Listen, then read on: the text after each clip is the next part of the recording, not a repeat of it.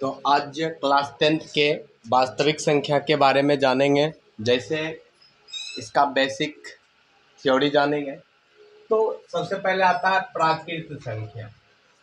प्राकृत संख्या किसे कहते हैं? गिनती की संख्या को ही प्राकृत संख्या कहते हैं। तो कह कि वस्तुओं को गिनने के लिए जिन संख्याओं का प्रयोग किया जाता है उन संख्याओं को प्राकृत संख्याएं कहते हैं। अब देख तो क्या होता है कि जब हम किसी वस्तु को गिनने में जो संख्या का प्रयोग करते हैं उस वस्तु का क्या कहलाता है? प्राकृत संख्या कहलाता है। जैसे 1 2 3 4 5 6 7 8 डॉट डॉट डॉट इसी तरीका से क्या होता है कि चलते रहता है। उसके बाद आता है पूर्ण संख्याएं। क्या आता है? पूर्ण संख्या। प्राकृत संख्याओं में शून्य को सम्मिलित करने पर जो संख्याएं प्राप्त होती हैं उन्हें पूर्ण संख्याएं कहते हैं।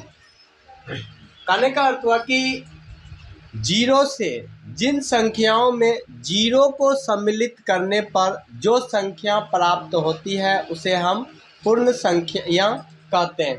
जैसे 0 1 2 3 4 5 6 7 ये सभी क्या है कि पूर्ण संख्याएं कहलाते हैं।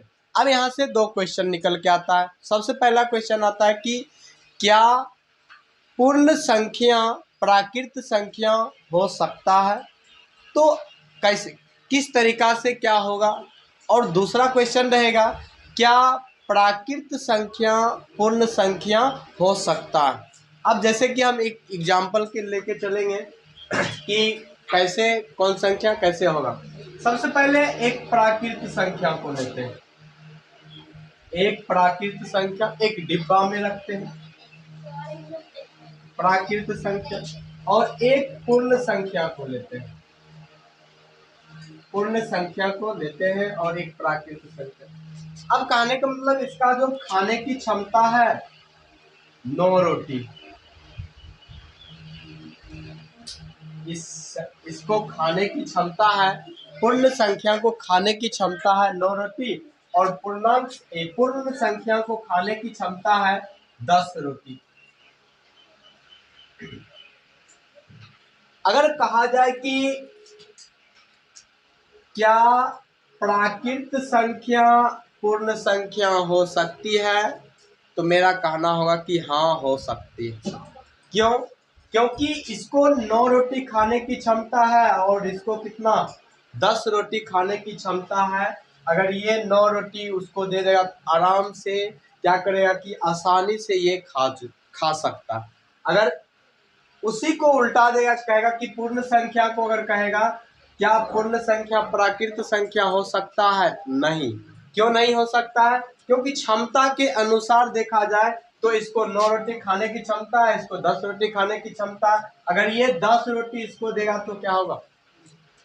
ये खा पाएगा? नहीं खा पाएगा। अगर कहा जाए एक व्यक्ति जो है मुन्नू, ये क्या कर रहा है कि 10 केजी का वजन उठाता, मात्र 10 केजी का ही वजन, 10 केजी का। अगर जो है मानो कि हम इस 10 केजी वाले को प्राकृत मान लेते हैं, प्राकृत मान लेते हैं, और जो 15 केजी का वजन उठाता है, जो 15 केजी का वजन जो उठाता है इसको मान लेते हैं मुन्नू और चुन्नू। चलो ये मुन्नू हो गया, ये चुन्नू हो गया। तो अब देखो ये तो क्या करेगा, इसको उठाने की क्षमता कितना है 10, ये 15 केजी, और इसको उठाने की क्षमता कितना है 10 केजी। अगर कह देगा कि ये 10 केजी वाले को, जिसको 10 केजी की क्षमता है उठाने को, उसको कह देगा कि 15 केजी का वजन उठाने के लिए उठा पाएगा? नहीं उठा पाएगा। इसी में क्या होता है कि क्वेश्चन छुपा। सबसे पहले आएगा कि प्राकृत संख्या पूर्ण संख्या हो सकती है, तो हाँ प्राकृत संख्या पूर्ण संख्या हो सकती है। उसके बाद कहेगा क्या पूर्ण संख्या प्राकृत संख्या हो सकती है, तो मेरा कहना रहेगा कि नहीं, पूर्ण संख्या प्राकृत संख्या नहीं हो सकती है। उसके बाद आते हैं पूर्णांक संख्या। कि प्राकृतिक संख्याओं में शून्य एवं ऋणात्मक संख्याओं को भी सम्मिलित करने पर जो संख्याएं प्राप्त होती है उन्हें पूर्णांक संख्याएं कहते हैं। अब कह रहे कि प्राकृत संख्या और जीरो एवं ऋणात्मक संख्याओं को सम्मिलित करने पर जो संख्या प्राप्त होती है उसे हम पूर्णांक संख्या कहते हैं। जैसे पूर्णांक संख्या में क्या आ जाएगा, -5, -4, -3, -2, -1, 0, 1, 2, 3, 4, 5, ये सभी क्या कहलाते हैं कि पूर्णांक संख्या कहलाते हैं। इसमें क्या होता है कि धनात्मक और ऋणात्मक दोनों आता है, धनात्मक और ऋणात्मक दोनों आता है, इसलिए क्या होता है कि ये पूर्णांक संख्याएं कहलाते हैं। उसके बाद आते हैं सम संख्याएं। सम संख्या क्या आता है कि वे संख्या जो 2 से पूर्णतः विभाजित हो जाती है उन्हें सम संख्याएं कहते हैं। अब देखो सम संख्या में क्या होता है कि जो संख्या 2 से पूरा क्या हो कि विभाजित हो जाते हैं वो संख्या क्या कहलाते हैं, सम संख्याएं कहलाते हैं। अगर जैसे कहा जाए 4, अगर 4 2 से अगर हम भाग दे रहे हैं तो क्या हो रहा है कि ये पूरा कट जाता है। तो क्या होता है कि जो संख्या में 2 से पूर्णतः विभाजित तो हो जाती है उन्हें सम संख्याएं कहते हैं। जैसे 2, 4, 6, 8, 10, 12, ये सभी क्या कहलाते हैं, सम संख्याएं कहलाते हैं। उसके बाद आते हैं विषम संख्या। विषम संख्या के बारे में जानेंगे कि विषम संख्याएं क्या होते हैं। वे संख्याएं जो 2 से पूर्णतः विभाजित नहीं होती है उन्हें विषम संख्याएं कहते हैं। अब विषम संख्याएं जो है कहेंगे, अब विषम संख्या में क्या होता है कि क्या कह रहा है कि जो 2 से पूर्णतः विभाजित नहीं हो, 2 से पूर्णतः विभाजित नहीं हो वो संख्या क्या कहलाते हैं, विषम संख्याएं कहते हैं। जैसे कि अब 2 से कौन सी ऐसा संख्या है कि 2 से क्या होगा कि वो पूरा नहीं कटेगा। अगर कह दिया जाए कि जैसे 2 से अगर 3 में भाग दें तो ये क्या हो रहा है कि इसमें शेष बच जाएगा। एक बार में लगाएंगे 2 तो एक, क्या ये पूरा कटेगा, नहीं कटेगा, 2 हो जाएगा। 3, 5, 7, 9, 11, 13, 17, ये सभी संख्याएं क्या कहलाते हैं, विषम संख्याएं कहते हैं। ये सभी संख्याओं को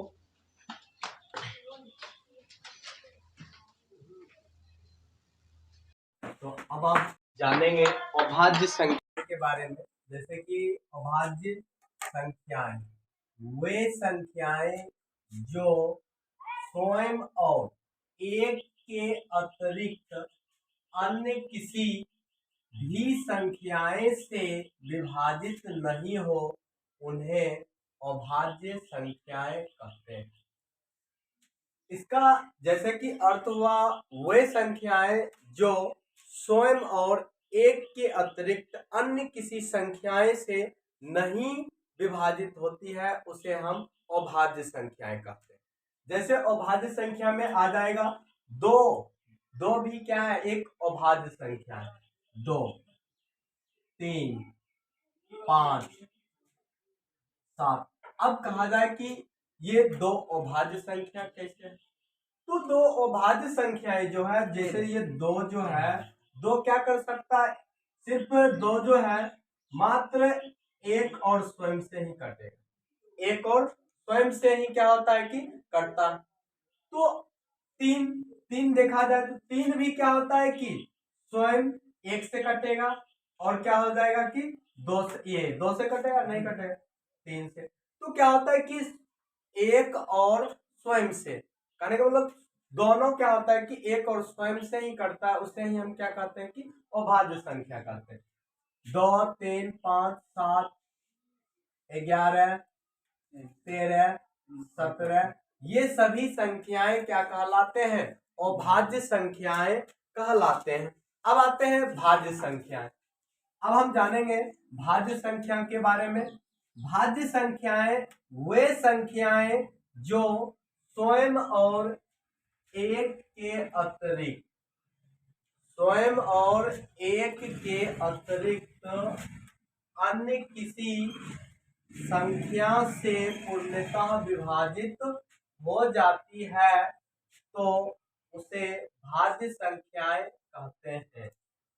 कहने का अर्थ हुआ कि वे संख्याएं जो स्वयं और अन्य किसी संख्याओं से क्या होता है कि विभाजित होता है, उसे हम भाज्य संख्याएं कहते हैं। जैसे 4, 6, 8, 10, 12 और 9 भी हो सकता है, 9, 12, 9, 14। इस तरीका से क्या होता है कि ये सभी संख्याएं क्या कहलाते हैं? भाज्य संख्याएं कहलाते हैं।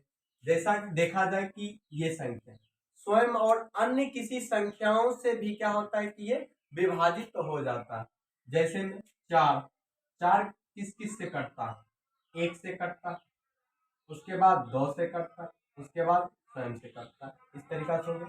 6, अगर 6 की बात किया जाए तो क्या होता है कि 6 जो है 1 से कटता है, उसके बाद 2 से, उसके बाद 3 से, उसके बाद क्या होता है कि स्वयं से कटता है।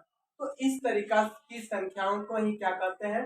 भाज्य संख्याएं कहते हैं। उसके बाद 8, 8 को देखा जाए तो सबसे पहले 1, उसके बाद 2, उसके बाद 4, उसके बाद 8, इस तरीका। और 12 का देखा जाए, 12 1 से कटेगा, 2 से, 3 से, 4 से, 5 से, 6 से, 12 से। इस तरीका से क्या करें कि क्योंकि भाज्य संख्या में क्या होता है कि एक और स्वयं से ही विभाजित होता है, और अभाज्य संख्या में क्या होता है? एक और अन्य किसी संख्याओं से भी विभाजित होता है, उसे हम क्या कहते हैं? भाज्य संख्याएं कहते हैं। उसके बाद आते हैं परिमेय संख्या के बारे में। परिमेय संख्या क्या होता है? वे संख्याएं जिन्हें p/q के रूप में लिखा जा सके परिमेय संख्याएं कहलाती है। जहां p और q दोनों पूर्णांक है, लेकिन q कभी भी शून्य नहीं हो सकता है। q not equal to 0, q कभी भी क्या होता है कि शून्य नहीं हो सकता है। जैसे 4,